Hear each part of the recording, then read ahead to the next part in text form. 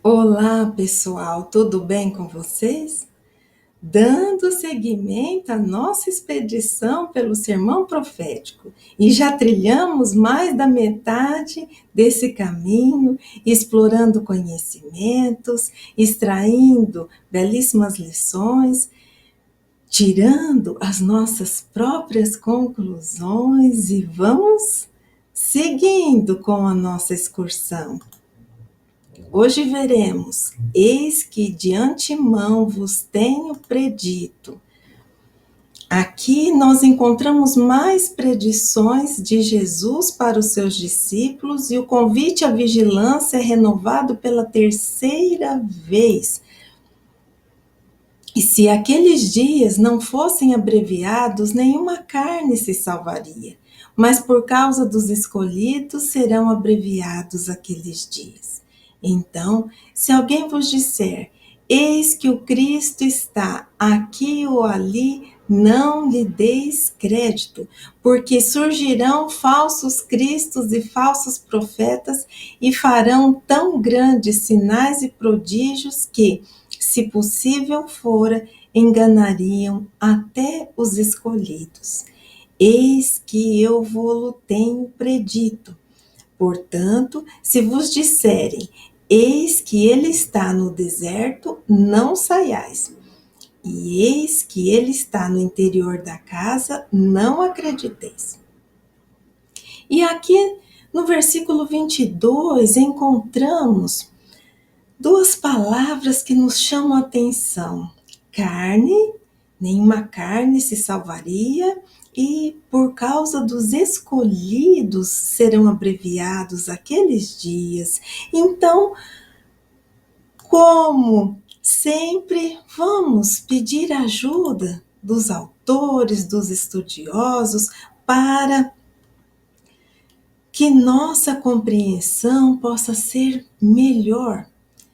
E aqui o Wallace Oliveira nos diz: o mestre lhes revelou que, caso aqueles dias ou milênios de extremas aflições mundiais não fossem abreviados através da ação interventiva causada pelos espíritos cooperadores do Cristo, que iriam agir em cumprimento aos desígnios divinos, reduzindo o seu tempo de duração e, consequentemente, mudando a ordem natural das coisas, então nenhuma carne se salvaria, visto que não sobraria nada dos verdadeiros cristãos, e sequer da pureza original da antiga doutrina cristã.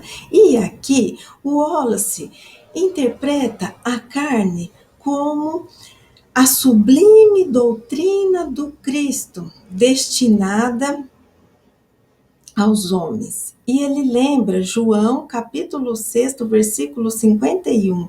Eu sou o pão vivo que desceu do céu. Se alguém comer deste pão, viverá para sempre. E o pão que eu darei pela vida do mundo é a minha carne. E continua: após justificando aquela suprema decisão de intervenção no mundo, ele complementou dizendo que, por causa dos escolhidos, serão abreviados aqueles dias, ou o seu tempo de duração, dando então um fim àquele longo período de grandes trevas e aflições, mediante a vinda ao mundo de uma pleiade de espíritos escolhidos ou missionários, os novos Messias, citados em Daniel, capítulo 7, versículo 27. E aqui, escolhidos para o Wallace, é associado então a palavra Messias, que é uma palavra transliterada do hebraico Mashiach, traduzida para o grego Christos, e que em sua raiz primitiva significa o apontado ou escolhido. Logo, a palavra escolhido ou Messias traz então a ideia referente à vinda ao mundo, ou seja, a encarnação ou reencarnação de um espírito mensageiro para o cumprimento de uma missão específica. E aí? Traduzindo isso que o nosso companheiro Wallace nos traz. Se aqueles dias não são apenas dias, né? Podem ser milênios de extremas aflições. Se aqueles dias não fossem abreviados pelos espíritos cooperadores do Cristo, nenhuma carne se salvaria. E carne assim, segundo ele, tem o significado da doutrina sublime do Cristo. Essa doutrina não sobreviveria, né? Sobreviveria a tamanhas aflições, porque aqueles responsáveis por difundi-la e espalhá-la, aqueles cristãos verdadeiros, não sobreviveriam também. E assim, por causa dos escolhidos, esses dias fossem abreviados. E aqui, escolhidos, ele faz então a ligação àqueles escolhidos que recebem uma missão para desempenhar aqui na Terra, né? Mas vamos ver os outros olhares e as outras interpretações de outros autores para posteriormente construirmos o nosso olhar. Carter, ele nos diz que os eleitos ou os escolhidos designam aqueles que respondem com fé ativa e um modo apropriado de vida à chamada para participar na salvação de Deus. E aqui ele cita, né, Mateus capítulo 22, versículo 14, porque muitos são chamados, mas poucos os escolhidos.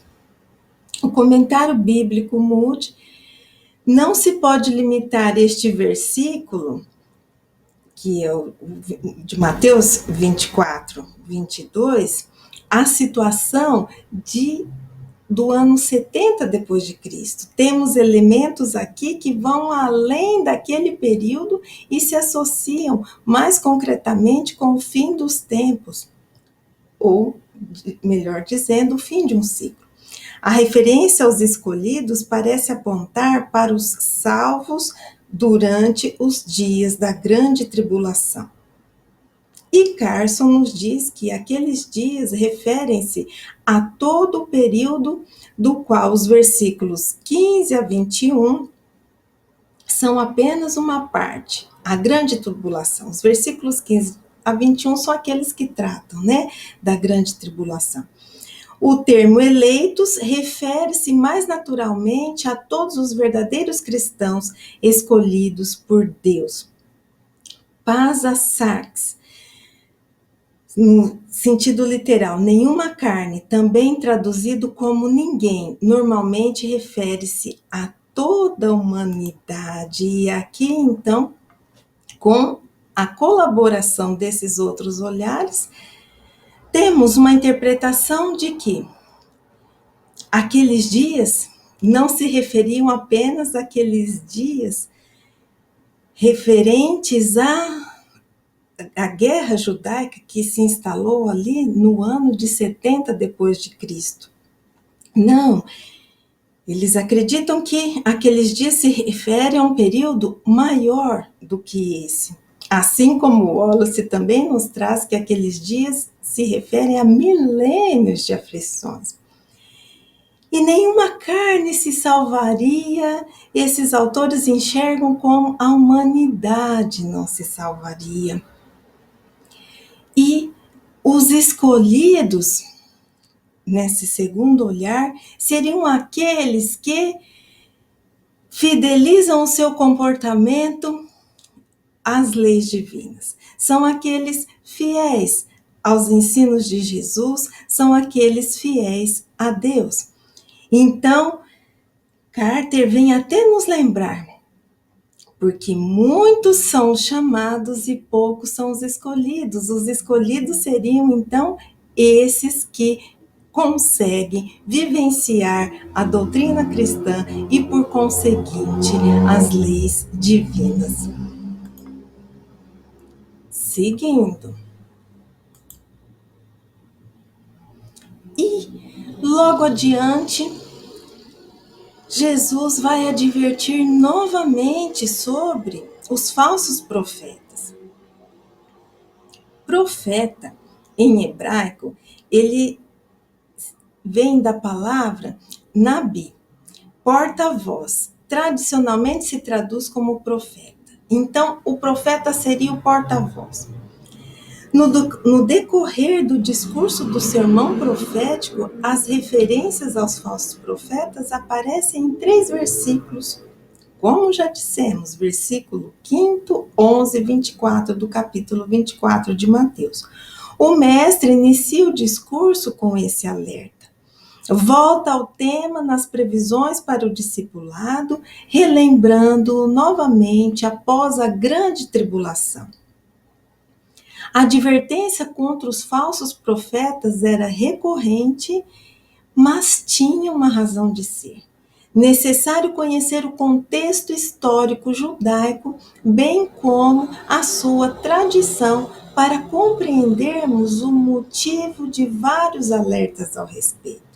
E aqui, quem nos auxiliará será o nosso querido companheiro de estudos, Paulo Lara.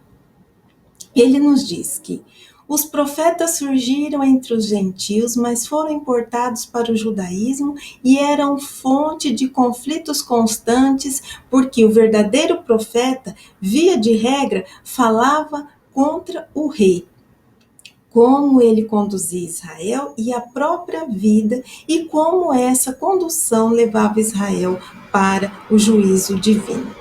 Havia reis que contratavam profetas para profetizar a seu favor. Eram assalariados e mantidos pelo rei, inclusive reis de Israel. Vide o caso de Balaão. De lá para cá não mudou muito. Muita gente falando o que o rei queria ouvir, não a voz de Deus. Aliás, a voz de Deus, da profecia, do porta-voz, muitas vezes incomoda e vai contra os interesses imediatos dos discípulos. Talvez fosse para extrapolar aquele contexto judaico que Jesus se utilizou da advertência. A quem vamos dar ouvidos? Ao Messias ou aos Messias? E assim, meus queridos, vimos que Jesus renova o alerta contra os falsos profetas por 3 vezes ao longo do sermão profético, porque havia muitos à época de Jesus. O verdadeiro profeta, como vimos através das explicações do companheiro Paulo, eles falavam coisas que iam contra o rei ou seus interesses, por ser o profeta o porta-voz da mensagem divina. Mas ao longo do tempo houve uma deturpação nessa atividade, vamos dizer assim, e os profetas passaram a ser assalariados e contratados pelo rei. E aí o que aconteceu?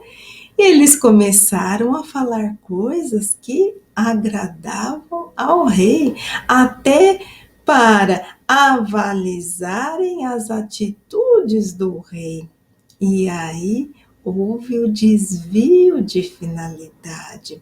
Então Jesus alerta contra esses todos que já existiam e contra todos os outros que ainda viriam ao longo da humanidade, e viriam ao longo da humanidade não especificamente como aquele personificado em uma pessoa, mas através de falsas doutrinas, dizendo que aquela doutrina tinha o aval do Cristo.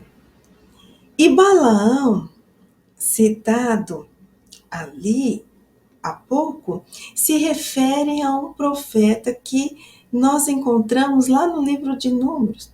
Um profeta que, ao longo da sua história, foi seduzido pelos recursos oferecidos por Balaque, o rei dos Moabitas. Balaque queria que Balaão amaldiçoasse o povo de Israel. Ele não queria, ele relutou, mas em um dado momento ele foi então ao encontro de Balaque para fazer isso. No meio do caminho, o Senhor impediu que o Balaão amaldiçoasse o povo de Israel, fazendo com que a jumenta que estava ao seu lado falasse com ele e o impedisse de fazer tal coisa. Então Balaão não faz o que o rei havia lhe pedido, não amaldiçoa o povo de Israel, ao contrário, os abençoa. Só que, posteriormente, Balaão ensina a Balaque a colocar tropeços nos caminhos do povo de Israel. E aí nós encontramos lá em Apocalipse, capítulo 2, versículo 14, que Balaão ensinou a Balaque a lançar tropeços diante dos filhos de Israel para que comessem dos banquetes da idolatria e se entregassem à imoralidade. Então, ele era visto como um falso profeta, e o apóstolo Pedro se referia a Balaão como aquele que amou o prêmio da injustiça. E vamos ver o que mais nós podemos aprender acerca dos falsos profetas através do olhar do nosso companheiro Wallace. Jesus também quis alertar os seus discípulos, dizendo que se alguém vos disser, eis que o Cristo está aqui ou ali, como se afirmasse que a sua verdadeira doutrina seria esta ou aquela, não lhe deis crédito.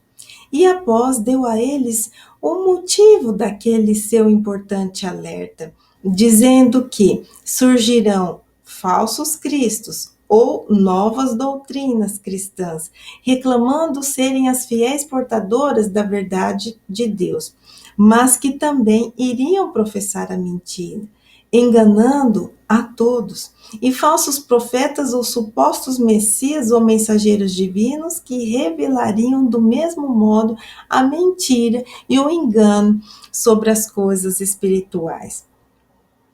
O mestre lhes disse ainda que aqueles falsos reveladores farão tão grandes sinais e prodígios que, se possível fora, enganariam até os escolhidos, ou aqueles messias de Deus que seriam enviados ao mundo.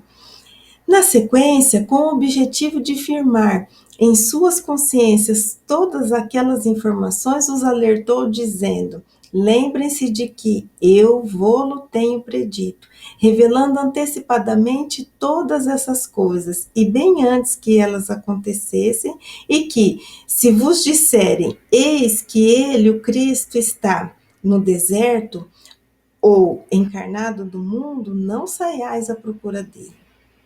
Ou se disser ainda, eis que ele está no interior da casa, ou naquela determinada igreja, ou ainda ele está dentro de vós, não acrediteis neles. Seria tudo mentira.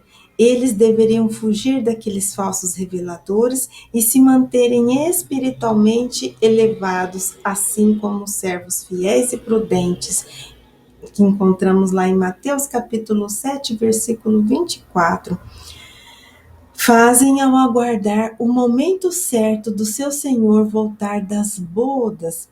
Aquela passagem que nós encontramos lá em Lucas capítulo 12, versículo 36.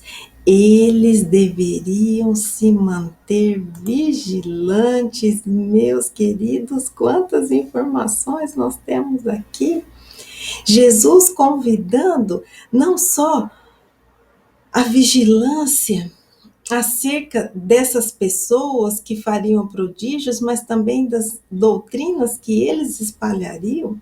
E quantos foram os que surgiram ao longo da história dizendo-se os Messias prometidos, dizendo-se como aqueles que eram os enviados de Deus, mas que no fundo, queriam enganar, ludibriar, assim como Balaão estava tentando, né, ensinando os artifícios para enganar o povo de Israel.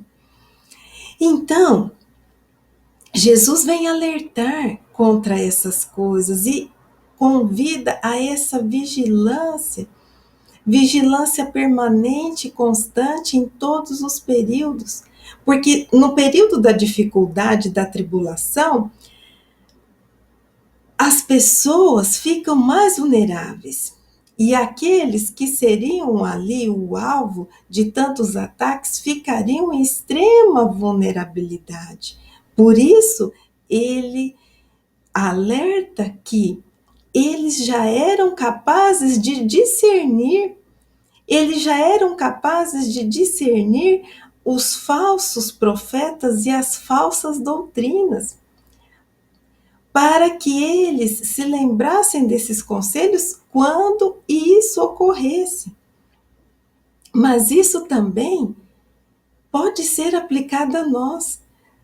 Nós, quando estamos em um estado de vulnerabilidade, somos alvos fáceis daquelas pessoas que muitas vezes querem nos enganar.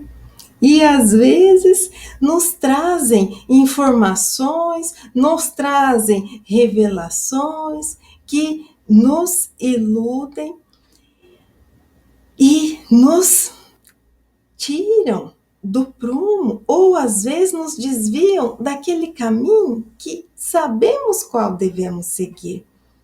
E assim, aquele que realmente conhece o Cristo e a sua doutrina, se mantiver vigilante, ele sabe distinguir o falso profeta e a falsa doutrina. Vamos lá, seguindo com os novos olhares também de outros autores. Carter nos diz que o tempo antes do fim exige que a comunidade seja incrédula a respeito de tais figuras, ou seja, os falsos profetas. Em Mateus capítulo 7, versículo 15, acautelai-vos dos falsos profetas que vêm até vós com vestes de ovelhas, mas por dentro são lobos vorazes. Em Mateus capítulo 7, versículo 16, porque por seus frutos os reconhecereis. Porventura colhem-se uvas dos espinheiros ou figos dos abrolhos? Falsos profetas tentam a lealdade do povo. Eles foram prevenidos e não deveriam nem ser pegos de surpresa ao testemunhar tais fenômenos, sequer ser enganados por eles. Ao invés, sua resposta é a resistência fiel no meio da tribulação e do sofrimento, esperando, crendo só nas ações e ensinamentos de Jesus. Então, Carter vem reafirmar aquilo que falamos. Eles estavam sendo prevenidos para não serem pegos de surpresa, mas aquele que conhece realmente a Jesus e os seus ensinamentos responderiam fielmente a esse alerta, né, no meio da tribulação. E aqui, Carter também traz uma informação acerca do deserto. Ele diz que o deserto recorda os milagres, né? Em Êxodos 14, quando o mar se abriu, né? Através da vara de Moisés que fere o mar, e o mar se abre. Em Êxodo 16, no deserto foi fornecido milagrosamente o maná, aquele alimento que o Jeová, né, o Yahvé, providenciou aquele povo que estava nos desertos. E também em Êxodo 17, Moisés, utilizando daquela mesma vara com a qual ele ferira o mar, ele fere a rocha e faz com que a água brote da rocha. Então, o deserto lembra esses milagres. O testemunho de João Batista também para Jesus, lá em Mateus, capítulo 3, versículos de 1 a 12, também ocorreu no deserto. E a tradição especialmente evidente em Joséfo de figuras que conduziram as pessoas para o deserto procurando a libertação de Deus, frequentemente para ser morto por Roma. Então, aqui, em relação ao deserto, o que nós podemos extrair ou compreender? O deserto era tido como um lugar onde ocorriam muitos milagres, como esses que foram citados e lembrados pelo autor.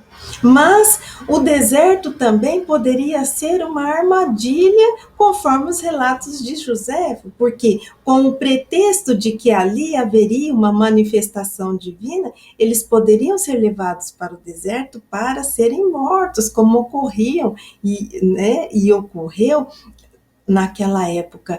Então, o alerta quanto ao deserto, e também Jesus faz um outro alerta acerca do interior da casa, dizendo que se disserem que ele está no interior da casa, para não crer, para não sair. Então, o interior da casa, em Mateus, capítulo 6, versículo 6, o quarto interno é um lugar para rezar. Aqui é um lugar a ser evitado. E no comentário bíblico São Jerônimo, a vinda do Messias dessa vez não será humilde nem oculta. Então, quer dizer, já dissemos em outros estudos, não podemos confundir os simbolismos de cada mensagem. O simbolismo lá em Mateus, no que se refere à oração, seria o lugar a ser procurado para entrar em comunhão com o Pai na hora da prece. Aqui agora, o quarto deveria ser um lugar a ser evitado. E por que será que isso acontece? Qual o outro significado que podemos atribuir a esse quarto? Vamos descobrir? Por interior da casa ou quarto interno, nós podemos pensar naquele local ao qual poucas pessoas têm acesso. Apenas aqueles que mantêm um vínculo de amizade ou um vínculo familiar com o dono da casa. E isso, então, nos faz crer que, quando Jesus disse aos seus discípulos que se dissessem que ele estaria no interior da casa, para que eles não acreditassem e para que eles não saíssem, nos levando a refletir que a sua manifestação não estaria restrita apenas a um ambiente, a sua manifestação não estaria acessível a poucas pessoas. E assim podemos acrescentar os comentários bíblicos de São Jerônimo, que vimos há pouco, que nos disse que a vinda de Jesus não seria nem humilde e nem oculta.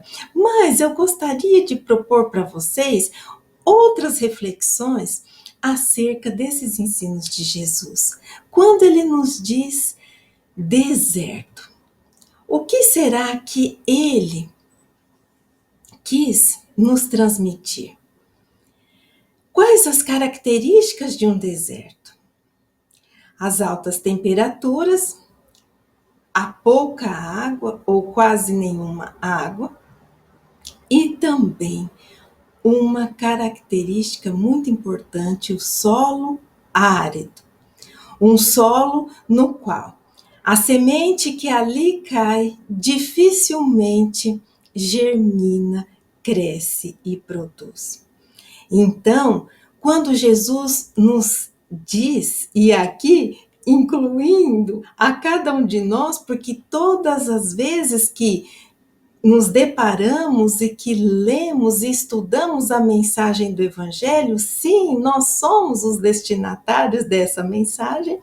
Então, quando ele nos diz deserto, ele não quis apenas se referir àquele lugar árido, improdutivo, que muitas vezes foi associado aos milagres e também às armadilhas, como vimos. Jesus está nos convidando a refletirmos sobre um outro deserto que existe. Aquele deserto que está situado nos solos áridos dos corações humanos. E assim, esses solos áridos não produzem, apesar de falarem, distribuírem e espalharem a mensagem do Evangelho, apesar de proferirem os mais belos discursos em nome do Cristo, esses solos dos corações humanos não produzem, são áridos, eles têm apenas a aparência da virtude. Então, Jesus nos dá uma outra pista, uma outra maneira para distinguirmos os falsos profetas.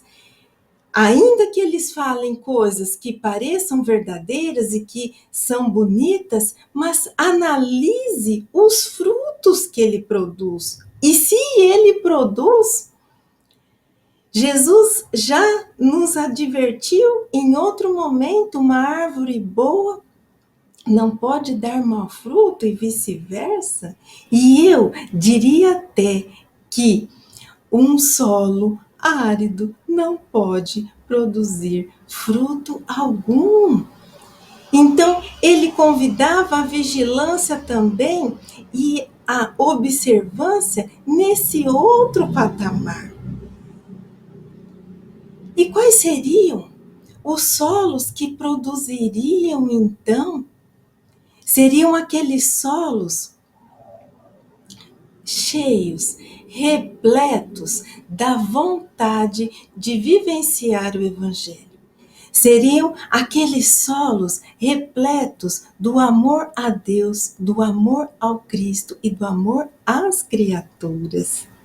Então, a manifestação do Cristo não poderia ocorrer nos lugares isolados.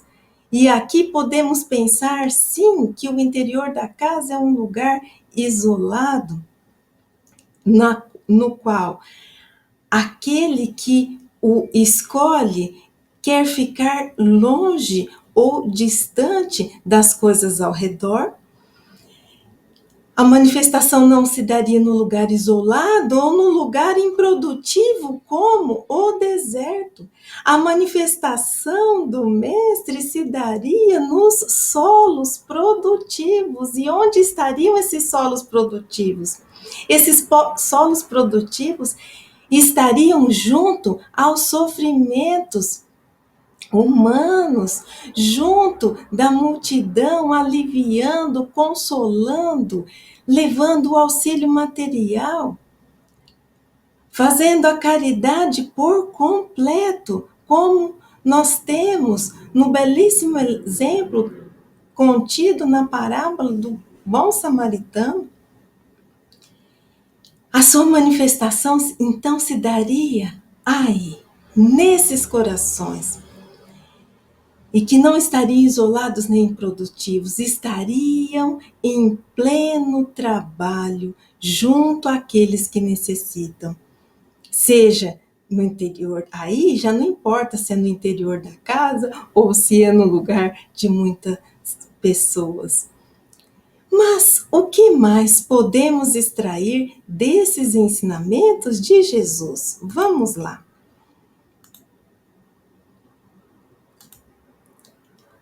Carter vem nos dizer que em toda parte crer, de forma especial, crer em Jesus é o meio de participar dos projetos salvíficos de Deus. Em João capítulo 6, versículo 47, em verdade vos asseguro, aquele que crê em mim tem a vida eterna. Crer nele, quer dizer no Cristo, né? Impede crer em qualquer falso profeta ou Messias ou proclamação sobre eles. A comunidade de discípulos tem que permanecer firme em seu compromisso para com Jesus. E aqui, meus queridos, Carter então está nos dizendo que aquele que crê no Mestre, e eu diria que aquele que se fideliza ao Mestre, que fideliza o seu comportamento ao Mestre, esse dificilmente será enganado pelos falsos cristos e pelos falsos profetas. Esse saberá diferenciar o falso do verdadeiro. Mas muitos podem pensar assim: mas como seria aquela pessoa que fideliza o seu comportamento aos ensinos de Jesus? Esses poderíamos dizer que são os escolhidos. E aqui escolhidos poderíamos fazer a junção de um pouquinho de tudo que vimos. Os escolhidos não seriam aqueles que ganharam essa qualidade ou essa condição do nada. Os escolhidos são aqueles que construíram virtudes dentro de si.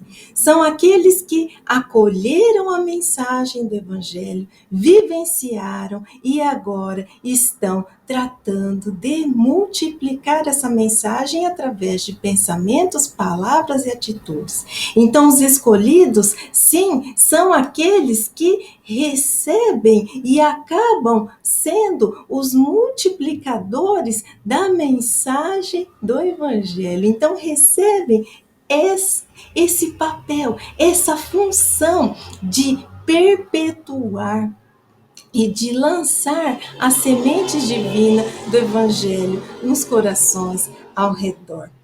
Mas como seria então esse escolhido? Será uma pessoa perfeita, pronta, acabada? Não. Esses escolhidos, eles têm as suas fragilidades, eles têm as suas fraquezas, os seus momentos de desânimo, têm as suas desilusões, trazem consigo suas mágoas, mas tudo isso lhes causa uma perturbação temporária, porque eles sabem o que é principal e o que é acessório em suas vidas. Então eles sabem que são seres espirituais em uma experiência humana, sabem da sua responsabilidade perante Deus, perante Jesus e perante os outros e perante o planeta. Sabe que essa vida é passageira. E por mais que em alguns momentos ele possa se perturbar com as vicissitudes, por mais que em alguns momentos ele se sinta fragilizado e muitas vezes impotente diante das tribulações da vida, ele sabe reconhecer as suas fragilidades, mas ele sabe também elevar-se, transcender-se às montanhas que lhe permitem a conexão com Deus, as montanhas que lhe permitem a elevação do seu pensamento.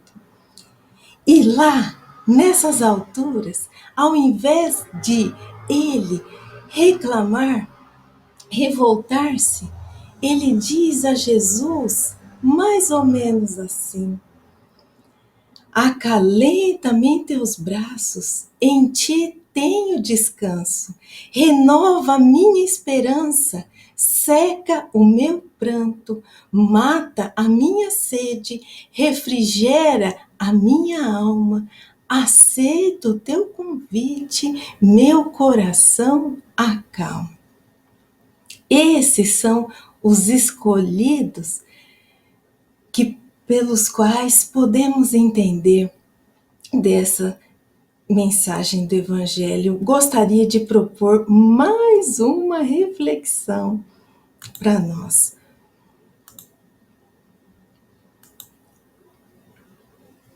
Alerta! Quantas são as armadilhas que tentam iludir e extraviar o fiel ouvinte da Boa Nova?